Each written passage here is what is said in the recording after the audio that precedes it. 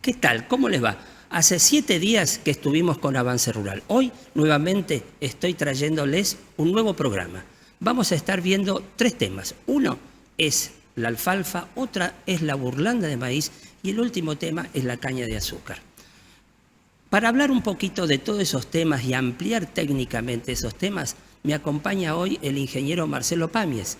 Él pertenece al grupo de ganadería de la Estación Experimental Agropecuaria del INTA de Colonia Benítez y específicamente su especialidad es la producción de forrajes conservados. El primer tema que vamos a tocar es la burlanda de maíz, un subproducto que tal vez muchos conocen pero otros no tanto. Vamos a preguntarle al ingeniero Marcelo Pamies por qué se trajeron 2 especialistas de Córdoba para hablar sobre la burlanda de maíz. ¿Qué tal? Buenos días, Marcelo. Buenos días a la audiencia. Buscando una alternativa a lo que es una suplementación estratégica, una alternativa al uso común de los subproductos de la industria que tenemos en la región chaqueña, como es la semilla de algodón o el speller de algodón. Entonces queríamos mostrar una alternativa a lo que es una suplementación con burlanda y que especialistas en la temática nos comenten su expertise en este uso de su producto. Bueno, primero vamos a estar escuchando y viendo la presentación que hiciera la ingeniera agrónoma Analía Echeverría. Ella trabaja en la parte de producción animal del INTA de Manfredi, Córdoba.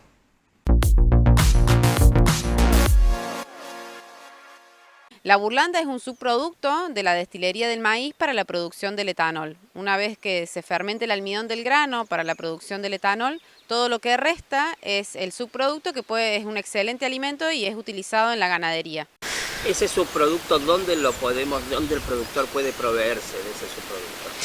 Ese subproducto lo pueden encontrar en las plantas de bioetanol, que acá tenemos en Reconquista, la planta más cerca es Reconquista, y a lo largo del país hay 5 plantas de bioetanol que producen bioetanol en base a maíz. Y si no, la propuesta que vinimos a presentar hoy, también como una alternativa, son las mini-DES, que son mini plantas modulares para ser implantadas, ubicadas en los campos de los productores.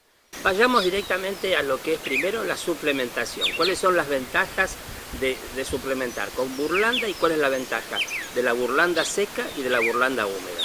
Bien, suplementar cuando estamos dando nuestra pastura base tiene una calidad baja, tenemos que pensar en suplementar. ¿Y qué tipo de suplementación es la ideal? Es una suplementación energética proteica.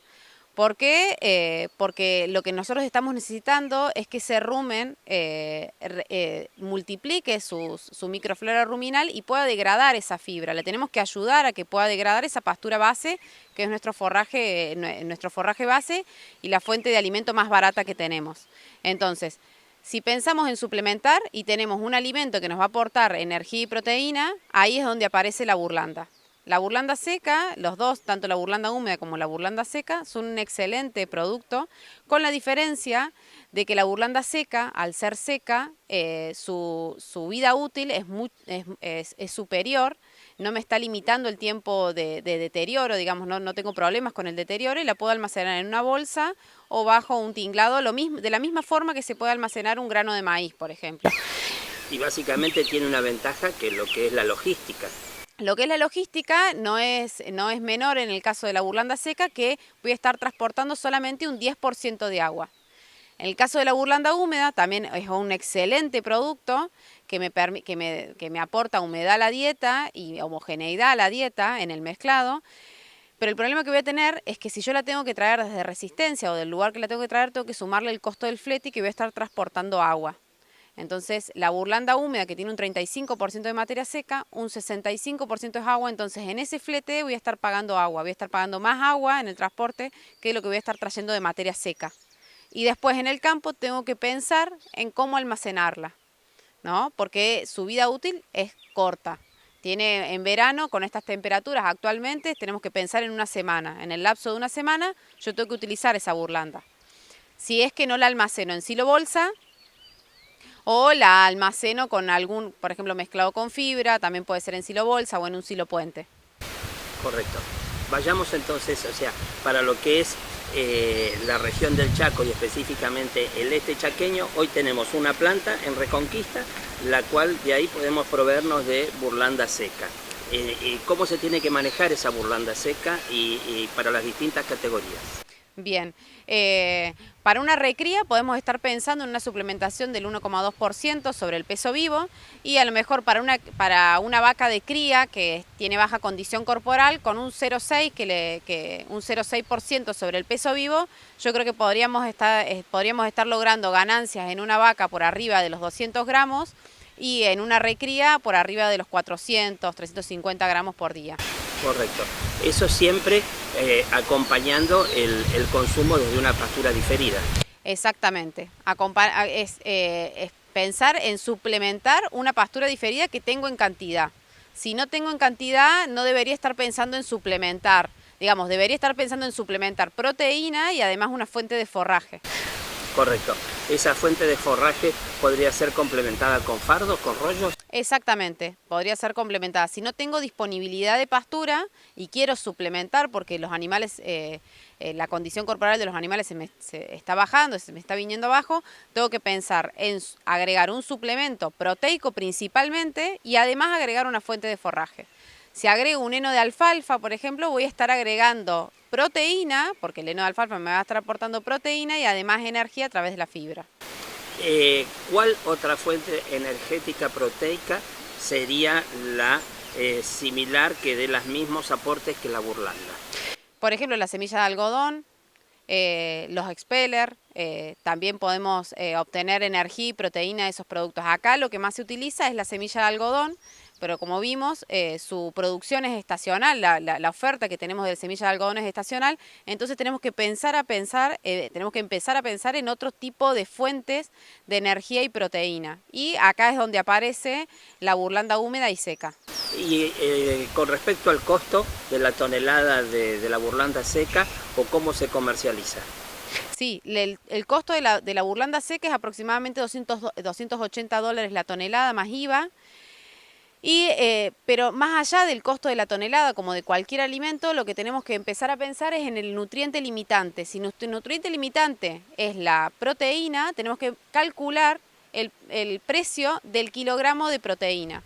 No es lo mismo un expeller que me va a estar aportando un 40% de proteína que una burlanda que a lo mejor me va a estar aportando el 30%. Entonces a eso lo tengo que tener en cuenta cuando yo analizo los costos de la suplementación. El costo por nutriente limitante, y en este caso es la proteína. Y comparado con la tonelada de semilla de algodón, hoy en día es $180 a levantar de la desmotadora. Comparado con ese precio que vos estás dando, ¿cómo sería la conversión con respecto a la proteína, el costo de la proteína de uno y de otro? En los análisis que hice, teniendo en cuenta que los dos productos no estamos pagando flete, no conozco bien de dónde la puede tener el productor de acá. ¿Qué cerca? Promedio estás entre 100 y 200 kilómetros. Claro, 100 a 200 kilómetros. Ahí si le sumamos el precio del flete, la burlanda seca queda desfavorecida porque es desde Reconquista, desfavorece el precio. Pero si analizamos si los dos productos estuvieran a la misma distancia, la burlanda seca sigue conviniendo. Perfecto. ¿Y cuál es el proyecto que ustedes vienen para solucionar un poco el tema de la distancia de donde se produce la burlanda? Bueno, hoy tenemos el proyecto de Minides, que son minis destilerías, que sería, el lema es en tu campo, tu industria, donde la idea es acortar o disminuir los precios de los fletes. Entonces se procesa en el mismo lugar que se procesa el maíz, se genera bioetanol y a la vez producimos subproductos que pueden ser utilizados para nuestros animales, ya sea para una recría o para un engorde, o ya pensamos en un ciclo completo. Correcto. ¿Y cuál es la tecnología de esa mini destilería? Bueno, son mini destilerías, son plantas modulares que tienen el proceso industrial bastante sencillo, donde el productor lo único que se tiene que encargar es tener un operario para que alcance el maíz a la planta, opere un software muy sencillo, pero si existe algún problema en esas plantas, son controladas de manera remota desde Córdoba. Correcto. Y la burlanda es el subproducto. Y la destilería, ¿cuál sería el producto que está destilando? ¿Qué es lo que estaría saliendo? Bioetanol. Bioetanol, exactamente. Hoy en la Argentina tenemos un corte de naftas permitido del 12% con bioetanol. Hoy se utiliza ese bioetanol para cortar naftas o en el caso de producir bebidas alcohólicas. Y ese bioetanol, la idea que se está trayendo es que el productor lo utilice para hacer el corte de sus combustibles en la parte agrícola. No, eso todavía no está permitido, eso se encarga el Estado. Hay un cupo, la Argentina tiene un cupo para producir, da un cupo, el Estado baja un cupo, y es la cantidad que uno puede producir, o sea que lo que limita muchas veces la producción de bioetanol, la parte de maíz, es el corte de naftas, excepto que se lo utilice para la producción de bebidas alcohólicas, por ejemplo. Correcto. Quiere decir que ese productor, con ese producto de lo destilado, lo comercializa, se lo entrega a las destilerías mayores. Se lo puede entregar a las destilerías mayores o si tiene algún convenio, ¿no? Desconozco mucho cómo es la venta, pero se entrega con cupo supongo que a las grandes petroleras o las que cortan la nafta.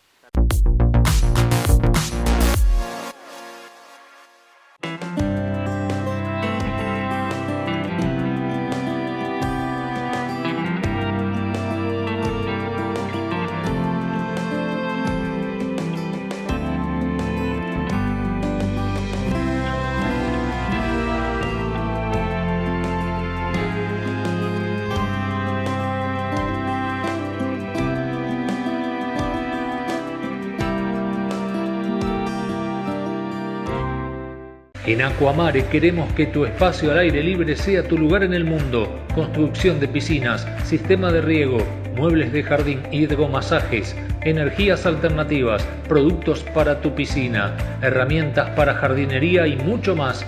Locales en Resistencia, Avenida Sarmiento 2100, celular 3624 517841. En Corrientes, Avenida 3 de Abril, celular 3794 50 65 520.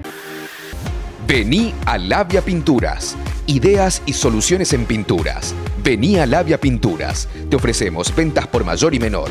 Y ahora envíos al interior y todos los medios de pagos. Vení a Labia Pinturas y accede a los mejores beneficios.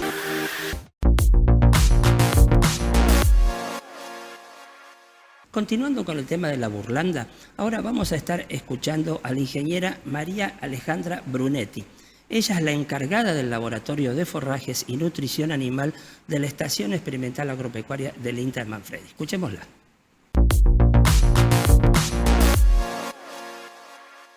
Comentanos cómo fue comentanos un poco el resumen de la charla. Bueno, en la primera parte le enfoqué a un ensayo que teníamos. Nosotros tenemos tambo y de ternero salió de las estacas. Empezamos a criarlos con 100 kilos hasta lograr aproximadamente un año. A 550 kilos los llevábamos a los animales. Entonces hicimos el ensayo, consta de 2 etapas, una parte de recría y otra de invernada, o sea, ya propiamente de invernada, donde baja un poquito más el porcentaje de proteína que requiere el animal. Y lo que nosotros queríamos lograr es comparar lo que es suplementar con un speller de soja, que es lo tradicional de la zona nuestra, con una burlanda, ya que se han instalado varias plantas de bioetanol en la provincia de Córdoba, entonces para darle un uso a la burlanda. Esto fue cuando comenzó unos 5 o 7 años atrás, más o menos, ¿no? Más allá de empezar a ver el tema de la burlanda, el ternero entra al ensayo con 100 kilos y sale con 500 kilos, o sea, con una ganancia de 400 kilos en 12 meses. Un poquito más de 12 meses, fueron 70 semanas, pero no llega ni al año y 3 meses. ¿Y la dieta? La dieta está compuesta por silaje de maíz, es lo que usamos nosotros allá, el speller o la burlanda seca o la burlanda húmeda. La primera etapa no reemplazamos 100% del speller con burlanda, sino fue 50%, pero eso fueron 75 días y luego la dieta invernada. Y se les daba grano de maíz y núcleo mineral. ¿Y el costo del speller de soja con respecto a lo que es el costo de la burlanda seca y el costo de la burlanda húmeda? No tengo en este momento números, pero lo que siempre hay que considerar es el costo de la proteína que le estamos aportando. Algunas veces la burlanda o estas primeras etapas en donde se empieza a conocer la burlanda tiene un costo alto, que siempre hay que ver y hay que hacerlo competitivo con otros productos. Por ejemplo, en la zona que tienen la semilla de algodón, el costo puede llegar a ser enmascarar, el costo por tonelada puede llegar a enmascarar el valor o el costo que tiene, pero la suplementación es con menos cantidad de burlanda, puede lograr lo mismo que con más cantidad de semilla de algodón. Porque hay que hablar de costo de proteína, la proteína de la semilla de algodón es un 20% y la burlanda está cerca del 30%. Entonces tiene mucho más y entonces con menos aporte se le puede lograr lo mismo. O sea, llevándolo a los números, hoy en día la tonelada de semilla de algodón acá en la zona está a $180 más el flete. Pongamos que el flete es un flete de 100 kilómetros y la burlanda está en $280 más o menos. No conozco acá cómo está. Analía lo había hablado. Analía nos dio en $280, pero hay que darle mucho menos. Entonces hay que hacer el cálculo. Claro. Si conviene, lo que más acá va a incidir no solamente es eso, es el flete para traerlo. Entonces es global la toma de los costos, ¿no? Que puede ser no solamente por el producto, sino por la cantidad de proteína que le aporta y el flete. ¿Y la calidad de proteína? La calidad de proteína dependiendo, bueno, es un excelente producto. La calidad de la burlanda, al haber tenido un proceso térmico, parte de la proteína no es absorbida a nivel ruminal, sino que hay una protección para que sea utilizado a nivel intestinal, como si fuera un monogástrico. Es mucho más eficiente la utilización a nivel intestinal. Se absorben mucho más. Se absorben más eficientemente, ¿no? Y lo que sí hay que tener en cuenta, dependiendo, sobre todo en las burlandas secas, el proceso de calentamiento o para extracción de todo el agua que tiene la burlanda para hacerla seca, se puede exceder. Eso se puede ver en una paleta de colores que distintas burlandas, y burlandas oscuras puede ocurrir que se pase de temperatura y directamente se transforme esa proteína que está disponible a nivel intestinal o ruminal, no sea disponible para ningún lado. Correcto. Directamente que la encapsule y que la proteja tanto que directamente el animal lo abostee. Entonces eso siempre hay que tener en cuenta, porque si estamos hablando de 30% de proteína que pueda tener una burlanda, ¿cuánto está aprovechable por el animal? Correcto. ¿Y cuáles serían las categorías más óptimas para darle esa suplementación?